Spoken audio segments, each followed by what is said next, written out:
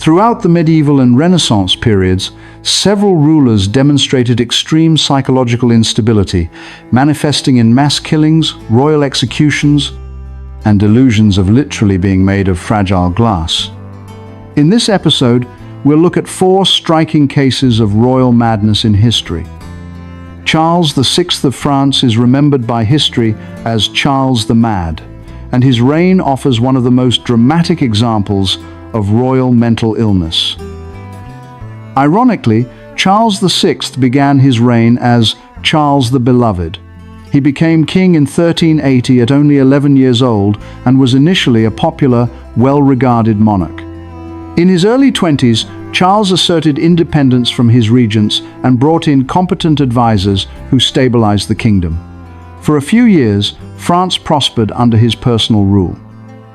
In the summer of 1392, Charles suffered his first major bout of insanity. While leading an army through a forest, he suddenly drew his sword and attacked his own escort, killing at least one knight and several other men. After the fit passed, Charles fell into a coma-like state and had to be carried back to safety. It was the beginning of a lifelong pattern of terrifying mental collapse. One of the most haunting episodes of his early decline came in 1393 at a court celebration now known as the Ball of the Burning Men. During a masquerade ball held in a Paris palace, Charles and several courtiers dressed up in flammable costumes meant to resemble wild men of the woods. As the dancing began, a torch brought too close to the group ignited their outfits.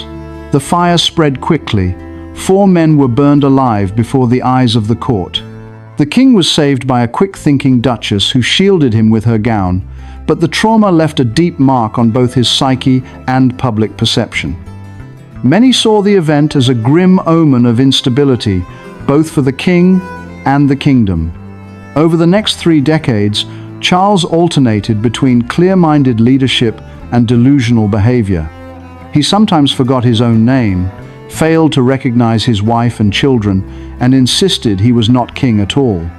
He occasionally believed he was the biblical hero St. George, adopting new coats of arms and issuing commands as if he were a religious martyr.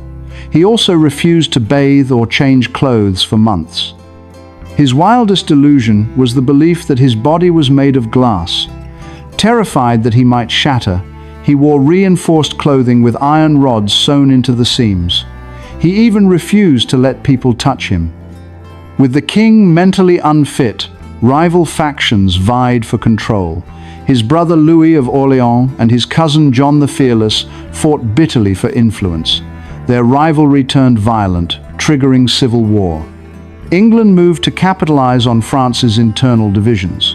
In 1415, Henry V crushingly defeated French forces at Agincourt, dealing a serious blow to the French nobility.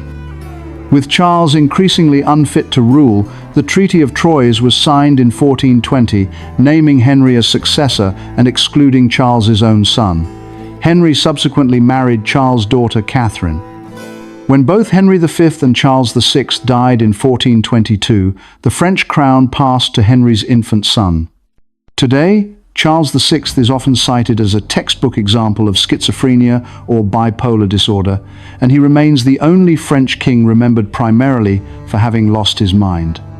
Over his long reign, Ivan IV combined extraordinary intelligence with an escalating tendency toward cruelty and paranoia. He founded the Russian Tsardom, reformed law, and expanded the empire, and also oversaw mass executions, state terror, and the murder of his own son. His legacy is one of both empire building and horror, and rightly earned him his well-known name, Ivan the Terrible. Ivan's childhood was defined by trauma. His father died when he was 3, and his mother was likely poisoned when he was 8. In the absence of parental guidance, rival families fought for control and neglected the young heir. Ivan later described being humiliated, starved, and ignored in the royal palace. At age 13, he ordered one of the noble leaders thrown to a pack of hunting dogs, the first public sign of the violent ruler he would become. When Ivan was crowned Tsar in 1547, he appeared reform-minded. He codified laws, restructured government, created a standing army, and conquered major territories. But personal tragedies fractured his mind. The death of his beloved wife, Anastasia, in 1560 devastated him. He suspected she was poisoned and began to see treason everywhere. In 1565, Ivan abdicated, then dramatically returned to power under new conditions. He created the Oprichnina, a separate state within Russia, under his absolute control. His black-clad secret police, the Oprichniki, enforced his will with torture and execution. They carried dog heads and brooms to symbolize sniffing out and sweeping away traitors. Over 7 years, Ivan unleashed a wave of terror against nobles, clergy, and commoners alike. Entire families were exterminated, estates were seized, priests were murdered in their churches. The most infamous event of Ivan's reign was the massacre of Novgorod in 1570. Convinced the city was plotting treason, Ivan led a brutal purge. Thousands of men, women, and children were killed. Victims were drowned in frozen rivers, burned alive, or cut down by the sword. Witnesses describe blood flowing through the streets. Ivan observed the massacre personally, sometimes giving orders in person. In 1581, Ivan's madness reached its peak. During an argument with his son and heir, Ivan struck him with his staff, killing him. By doing so, Ivan had destroyed the one person capable of continuing his dynasty. When Ivan died 3 years later, Russia entered a succession crisis and spiraled into the time of troubles, during which famine and war claimed millions of lives as desperate Russians turned to cannibalism. Henry VIII is often remembered as a bloated, red-faced tyrant who discarded wives and chopped off heads with impunity. But he wasn't always like that. In his youth, Henry was considered the ideal Renaissance monarch, athletic, cultured, charismatic, and genuinely beloved by his people. He wrote music and poetry, excelled at jousting and hunting, and was regarded as a generous gentleman. Yet over the nearly 4 decades of his reign, this golden prince became a volatile, cruel man. The transformation was so dramatic that modern scholars have combed through his life for an explanation. Was it illness, injury, a personality disorder? A pivotal moment in Henry's decline occurred in January 1536. The 44-year-old king suffered a severe jousting accident. He was thrown from his armored horse and knocked unconscious for 2 hours. After this trauma, Henry became prone to unpredictable rages and memory problems. Indeed, within months, Henry's behavior took a dark turn. In May 1536, he suddenly ordered the execution of his second wife, Anne Boleyn, on dubious charges of adultery and treason.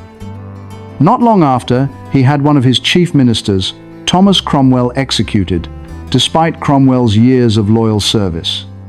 Over the next decade, Henry's paranoia and capacity for cruelty only intensified. He developed a famously explosive temper. Even close advisors and former friends were executed for minor offenses. The king saw betrayal everywhere.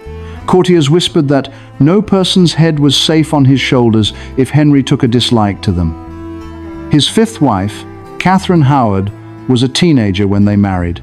When rumors of her infidelity reached him, Henry flew into a rage. Catherine was arrested and eventually beheaded in 1542, making her the second queen that Henry sent to the chopping block. Physically and mentally, the once vigorous king deteriorated in these years. The jousting injury had left Henry with permanent wounds on his leg that never properly healed. He lived in chronic pain, could hardly mount a horse, and rapidly gained weight. By his late 40s, he was morbidly obese.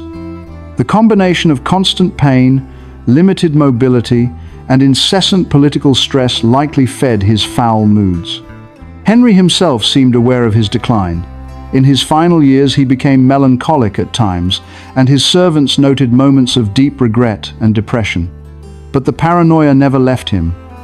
Even on his deathbed in 1547, Henry VIII was ordering last-minute executions. In the early 1500s, King Christian II of Denmark aspired to unify the Scandinavian kingdoms under his rule. Initially a capable ruler who introduced legal reforms and curbed noble privilege, Christian's reign soon took a dark turn. He earned the nickname Christian the Tyrant in Sweden, a hint of the brutality to come. His paranoia and cruelty manifested early.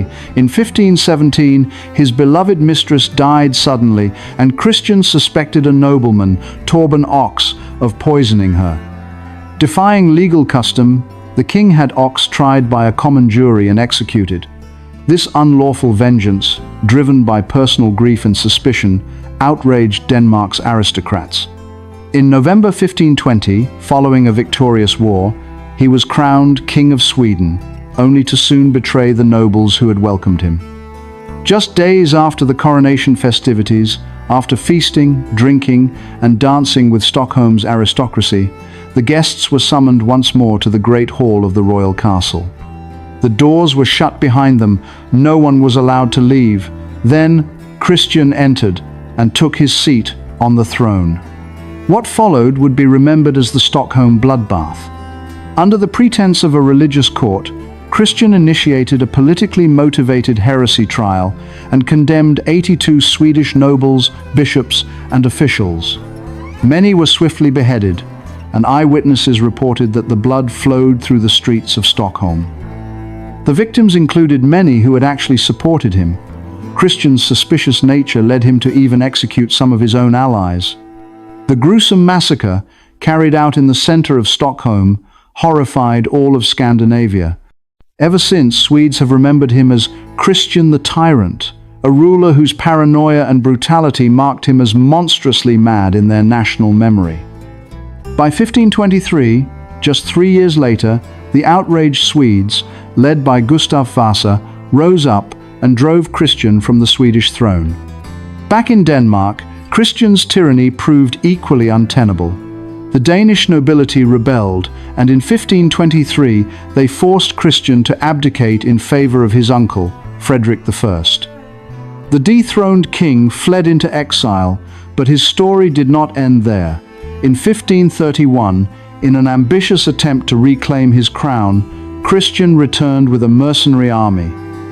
He made some initial progress with his forces, but before long, he was defeated and tricked by a false guarantee of safety from the new king of Denmark. Upon his arrival in Copenhagen, Christian was captured and spent the rest of his life in imprisonment, mostly confined to Sunderborg Castle on a Danish isle. If you found this video insightful, consider subscribing to stay informed about our upcoming releases. Further reading and sources are available in the description. Feel free to leave a comment and let us know what topics you'd like to see covered in future videos. See you next time.